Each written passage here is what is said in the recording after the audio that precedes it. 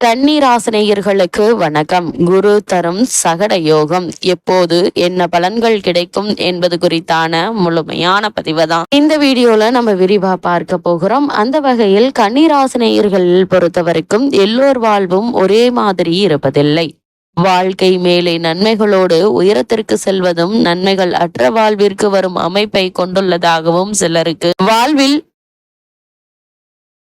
சிலருக்கு வாழ்வில் என்றுமே மேல் நோக்கி நகர முடியாத நிலையை கொண்டுள்ளனர். இன்னும் சிலருக்கு வாழ்வு என்பது பூங்காவனம் போலவும் எப்பொழுதும் மேல் நோக்கியே சென்று கொண்டிருக்கும் அமைப்பாக உள்ளது. இவை எல்லாவற்றிற்கும் கிரகங்களே காரணங்கள். இந்த காரணங்களை துல்லியமாக அறிந்து கொண்டாலும் மாற்றத்தை அதன் மாற்றத்தின் வழியே சந்திக்க வேண்டிய சூழ்நிலை கொண்டுள்ளது. தீமைகளை குறைத்துக் கொள்வதும் நன்மைகளை பெருக்கிக் கொள்வதும் அவரவர் நம்பிக்கை மற்றும் நல்ல சிந்தனைகளால் மாறுபடுகிறது. இவற்றின் ஏற்ற இறக்கங்களை கொண்ட யோகங்கள் சிறப்பாக சொல்லப்படுகிறது. அந்த யோகம் எதனால் ஏற்படுகிறது என்பதை விரிவாக காண்போம். அந்த வகையில் சகட யோகம் அப்படின்னா என்ன என்று பார்க்கும்போது, சகடை என்ற சொல்லுக்கு வடமொழியில் சக்கரம் என்று பொருளுண்டு. அதாவது மேலும் கீழும் மாறும் தன்மை கொண்ட ஒரு இயக்கம் கொண்டதை சகடை என சொல்வார்கள். இந்த அமைப்பானது பொருளாதாரம், வாழ்க்கை, தொழில், அந்தஸ்து ஆகியவற்றிலும் இந்த மாற்றம் ஏற்பட்டு கொண்டே இருக்கும். இவ்வாறு மாற்றங்கள் இருக்கின்றன.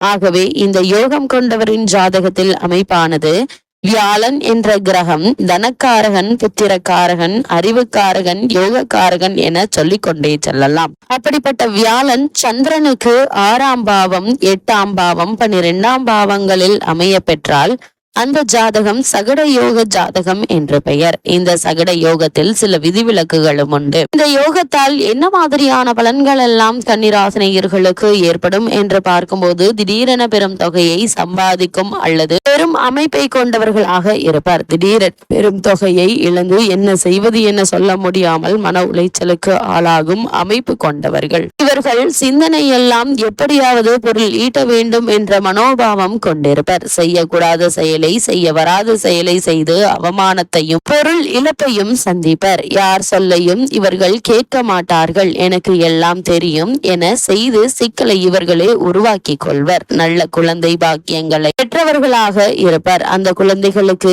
எதுவும் சரிவர செய்ய முடியாத துர்பாக்கியங்களை இவர்களே உருவாக்கி கொள்வர். சிலருக்கு பொருள் இருக்கும், குழந்தைகளால் பிரச்சனைகளை சந்திப்பர் என்பதே இந்த யோகத்தின் மாற்றமாகும். முன் யோசனை சிறிதும் இருக்காது. வார்த்தைகள் மிகவும் கடினமானதாக இருக்கும். இதனால் கன்னிராசினியர்களுக்கு ஏற்படும் பரிகாரம் என்ன என்று பார்க்கும்போது, வியாழக்கிழமையில் வரும் பௌர்ணமி அன்று கிரிவலம் வந்து தட்சிணாமூர்த்தியை வழிபடுவதால் சிறந்த நற்பலன்கள் கிடைக்கும்.